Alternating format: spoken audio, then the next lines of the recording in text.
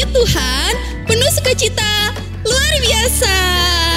Oke, kakak harap adik-adik semuanya sehat ya. Dan karena corona sekarang lagi meningkat, jadi kita harus tetap jaga protokol kesehatan, oke? Dan jangan lupa juga untuk selalu berdoa sama Tuhan. Oke, kita akan mulai ibadah kita, adik-adik. Kita mau berdoa dulu ya. Lipat tangannya, tutup matanya, tundukkan kepalanya, kita berdoa. Tuhan Yesus yang baik, terima kasih Tuhan, pada hari ini kami kembali diberikan kesempatan untuk beribadah kepada Tuhan. Ya Tuhan, kami mohon pimpin ibadah kami dari awal hingga akhir. Kiranya ibadah kami ini boleh menyenangkan hati Tuhan. Terima kasih ya Tuhan, hanya di dalam nama Tuhan Yesus. Haleluya, amin. Adik-adik, kakak undang untuk bangkit berdiri. Kita mau memuji Tuhan dengan penuh sukacita dengan menyanyikan Dengar Dia Panggil Nama Saya.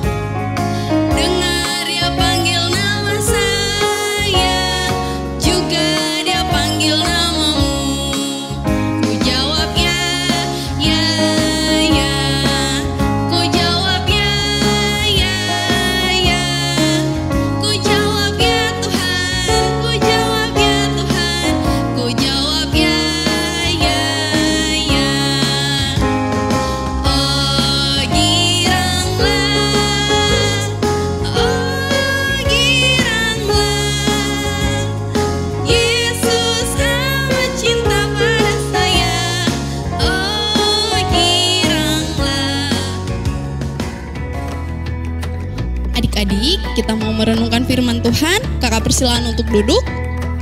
Kita mau menyanyikan Yesus Sayang Padaku. Semuanya sikap berdoa ya.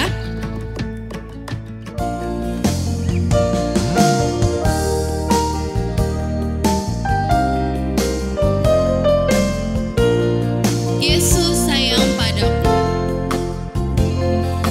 Yesus sayang padaku. Alkitab mengajarku, walau ku kecil lemah.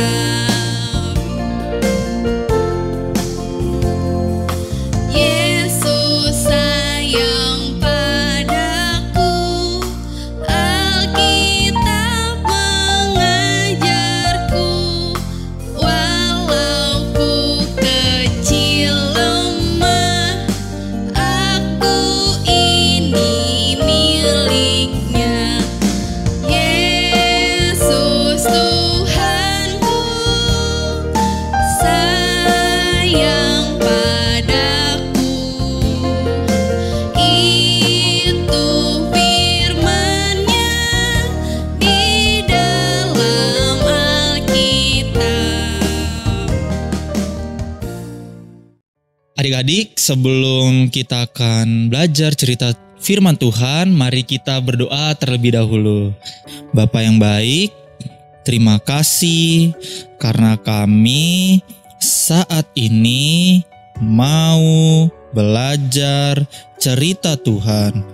Bapa, mohon pimpin kami, berkati kami, baik hati, pikiran, dan perkataan kami, sehingga kami siap untuk belajar cerita Tuhan.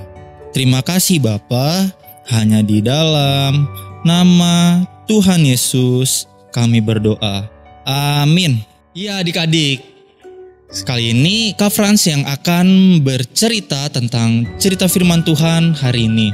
Namun sebelumnya adik-adik, kakak mau ngajak adik-adik untuk menyiapkan dulu Alkitabnya. Kalau sudah siap, berarti kita sudah siap untuk mendengarkan dan belajar cerita firman Tuhan. Tapi sebelum Kak Frans akan menceritakan apa firman Tuhan kali ini, kakak mau bertanya dulu sama adik-adik yang ada di rumah. Adik-adik pernah gak sih merasa ketakutan karena gak ada yang menjaga? Pernah?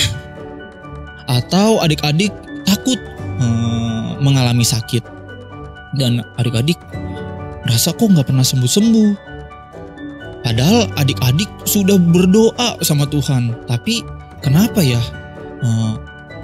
aku merasa gak pernah sembuh padahal sudah berdoa? Nah, itu yang akan menjadi cerita yang akan kakak sampaikan kepada adik-adik.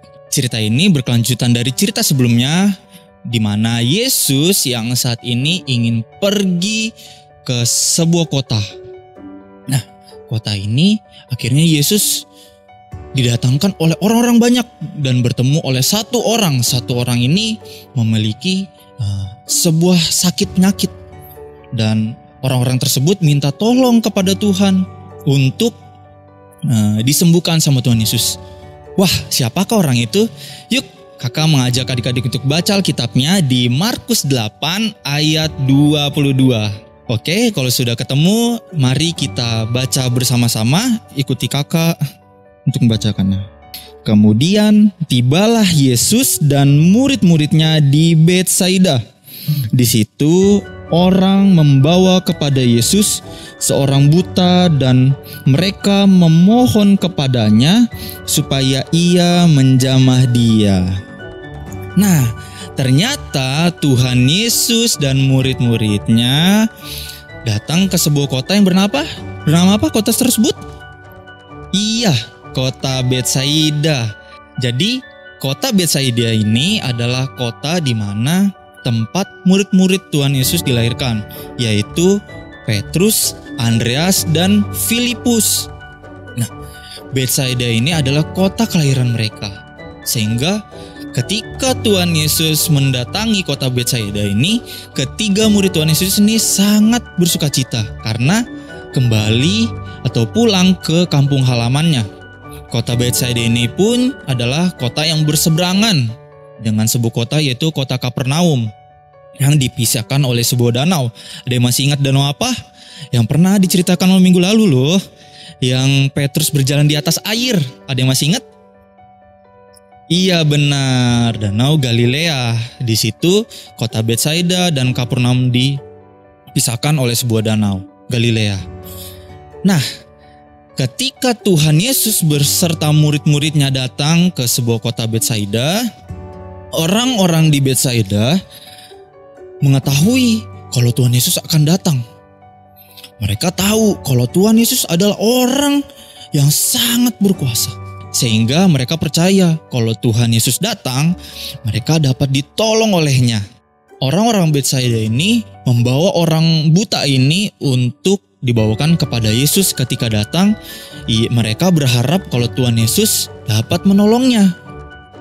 Nah, ketika Tuhan Yesus datang bersama semua muridnya di gerbang kota itu, akhirnya banyak orang berbondong datang menghampiri Tuhan Yesus. Dan orang-orang ini membawakan satu orang yang buta ini. Mereka memohon, Tuhan Yesus, orang buta ini adalah saudara kami. Kami mau Tuhan menyembuhkan dia. supaya ia dapat melihat kembali. Apakah Tuhan Yesus langsung menolongnya? Tentu saja, Tuhan Yesus menolong orang buta tersebut karena Tuhan Yesus sangat mengasihi semua orang. Akhirnya Tuhan Yesus menolong, tetapi Tuhan menarik tangannya dan membawa orang itu menjauh dan keluar dari kota tersebut. Orang buta itu dibawa bersama Tuhan Yesus ke tempat yang jauh dari kerumunan. Tuhan Yesus mengambil tanah dan meludahi tanah tersebut, lalu mengolesinya ke mata orang tersebut.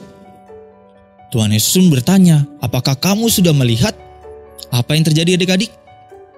Kita lihat di ayat ke-24 pada pasal ini.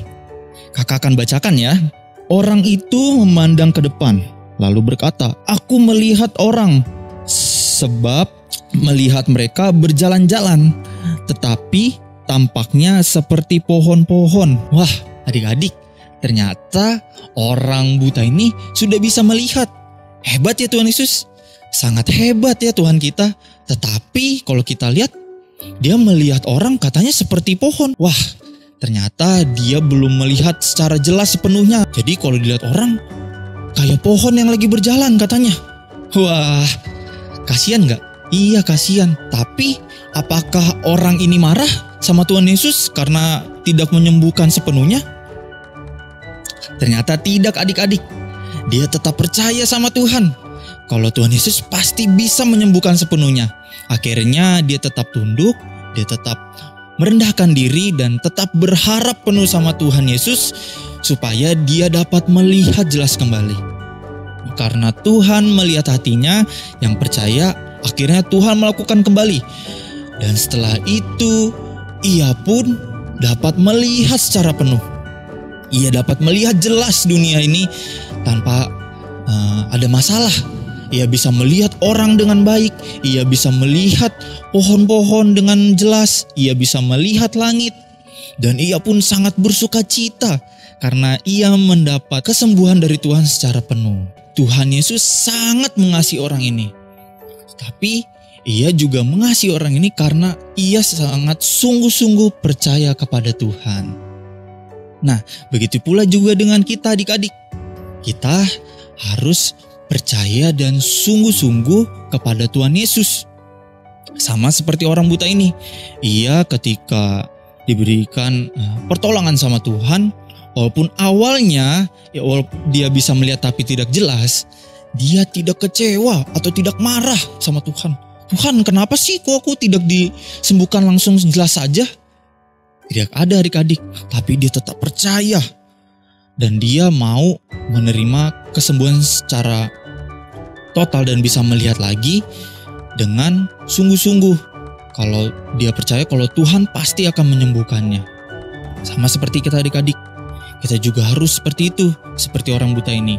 Kita jangan pernah merasa kecewa ketika kita sudah berdoa, minta tolong sama Tuhan. Kok Tuhan gak pernah membantu saya ya? Kok aku tidak berani ya melihat gelap? Bukan seperti itu adik-adik. Kita jangan pernah berpikir demikian. Karena Tuhan pasti tahu apa yang kita butuhkan. Tuhan pasti tahu apa yang kita minta tolong sama Tuhan. Karena Tuhan mengasihi kita sepenuhnya. Tuhan lebih tahu daripada kita sendiri adik-adik. Jadi kita jangan pernah kecewa dan meninggalkan Tuhan karena Tuhan seperti tidak menolong kita. Seperti yang dicerita firman Tuhan ini, Tuhan pasti akan menolong. Orang buta ini pun akhirnya dapat melihat jelas dunia secara baik. Dan oleh karena itu adik-adik, kita juga harus sungguh-sungguh berdoa memohon kepada Tuhan. Supaya Tuhan menolong kita sepenuhnya. Supaya Tuhan dapat menyembuhkan kita sepenuhnya. Nah, jadi Tuhan sebenarnya mau melihat hati kita. Apakah kita sudah sungguh-sungguh berdoa sama Tuhan atau cuma sekedar saja adik-adik. Tuhan gak mau yang seperti itu. Tuhan mau kalau kita memang benar-benar percaya sama Tuhan. Iya, itu yang diinginkan Tuhan Yesus. Tapi adik-adik, ada yang lebih hal penting lagi. Tuhan Yesus tidak datang ke dunia ini cuma untuk menolong. Coba kita lihat ayat yang ke-26. Sesudah itu, Yesus menyuruh dia pulang ke rumahnya dan berkata, "Jangan masuk ke kampung." Wah, ternyata ketika Tuhan Yesus menyembuhkan orang buta ini, Tuhan Yesus malah menyuruh dia untuk tidak balik ke kampungnya atau ke kota Betsaida. Kenapa ya? Bukannya bagus kalau dia sembuh, akhirnya orang-orang bisa melihat dia dan percaya, wah, Tuhan Yesus ini memang hebat bisa menyembuhkan orang buta. Seharusnya seperti itu ya adik-adik ya. Tapi kenapa Tuhan Yesus malah menyuruhnya ya untuk pergi dan tidak menyuruhnya pulang dan tidak balik lagi ke kampung? Karena Tuhan Yesus ingin supaya orang-orang yang datang ke dia itu karena percaya bahwa Tuhan pasti akan menyelamatkan dia. Tuhan mau orang-orang itu percaya karena firman Tuhan, bukan datang kepada Tuhan supaya dipenuhi keinginannya atau cuma bisa menyembuhkan saja. Tuhan datang bukan hanya seperti dokter doang. Tuhan tidak mau datang seperti itu. Tuhan tidak mau orang-orang yang datang ke dia percaya karena cuma biar bisa ditolong doang. Tetapi Tuhan mau kita percaya sama Tuhan Yesus, sungguh-sungguh percaya dan mau tunduk akan firman Tuhan. Supaya apa? Supaya kita selamat. Kita mendapatkan keselamatan dari Tuhan Yesus. Jadi ketika kita nanti sudah dewasa, ketika kita sudah tidak hidup di dunia ini lagi, kita bersama-sama Tuhan Yesus di surga. Karena kita telah percaya sama Tuhan kalau Tuhan Yesus dapat menyelamatkan kita di dunia ini. Jadi kalau cuma sekedar sakit atau ketakutan, hal-hal itu hanya hal kecil bagi Tuhan Yesus. Jadi kita nggak perlu ragu sama Tuhan Yesus. Kita harus tetap percaya kalau Tuhan Yesus saja bisa menolong orang buta ini dengan hal-hal yang luar biasa yang tidak bisa kita pikirkan. Apalagi kalau cuma kita ditinggal sendirian. Tapi kita harus benar-benar sungguh-sungguh percaya kalau Tuhan dapat menolong kita. Itu cerita minggu kali ini adik-adik. Untuk tugas minggu kali ini adalah ayat hafalan lagi. Ayat hafalannya ada di Ibrani 13 ayat 8. Yesus Kristus tetap sama baik kemarin maupun hari ini dan sampai selama-lamanya. Nah, itu adalah tugas ayat hafalan dari kelas 3 sampai kelas 6. Untuk ayat hafalan anak batita sampai kelas 2 yaitu seperti ini. Yesus Kristus tetap sama sampai selama-lamanya. Oke, itu dia tugas sekolah minggu hari ini. Untuk tugasnya nanti adik-adik bisa disampaikan ketika kita sedang video call di jam 8 nanti. Atau kalau misalnya adik-adik gak bisa, adik-adik bisa mengirimkan videonya, direkam lalu dikirimkan ke guru-guru sekolah minggunya. Oke, itu dia cerita firman Tuhan kali ini. Sebelum kita menutup ibadah sekolah minggu kita kali ini, kakak mau mengundang adik-adik untuk bangkit berdiri dan kita akan menyanyikan pujian sekali lagi, yaitu Ku Mau Cinta Yesus. Mari adik-adik, kita nyanyikan pujian ini dengan sungguh-sungguh karena Tuhan telah mengasihi kita dan cinta sama kita. Oleh karena itu kita juga harus cinta dan mengasihi Tuhan Yesus. Katakan, ku cinta. Ku mau cinta Yesus selamanya. Ku mau cinta Yesus selamanya. Meskipun badai silih berganti dalam hidupku, ku tetap cinta Yesus selamanya. Ya Aba, Bapa, ini aku anakmu, layakkanlah seluruh hidupku. Ya Aba, Bapa, ini aku anakmu, pakailah sesuai dengan rencanamu. Mari kita berdoa terlebih dahulu. Ikuti kakak berdoa. Tuhan Yesus, terima kasih karena kami telah belajar cerita Tuhan. Ya Bapa, mohon berkati kami supaya kami dapat mengerti dan memahami firman Tuhan hari ini, dan juga kami dapat melakukannya dalam kehidupan kami masing-masing. Terima kasih Bapa, berkati juga orang tua kami, guru-guru sekolah minggu, supaya mereka semakin hari dapat melakukan pekerjaan firman Tuhan. Ya Bapa, kami juga berdoa untuk kesehatan kami masing-masing, supaya kami terus dapat melakukan aktivitas kami dan juga kami bisa melakukan firman Tuhan, sehingga kami menjadi anak-anak yang menyenangkan hati Tuhan. Terima kasih Bapa, hanya di dalam nama Tuhan Yesus kami berdoa. Amin. Iya, ibadah kita telah selesai. Tuhan Yesus memberkati. Shalom.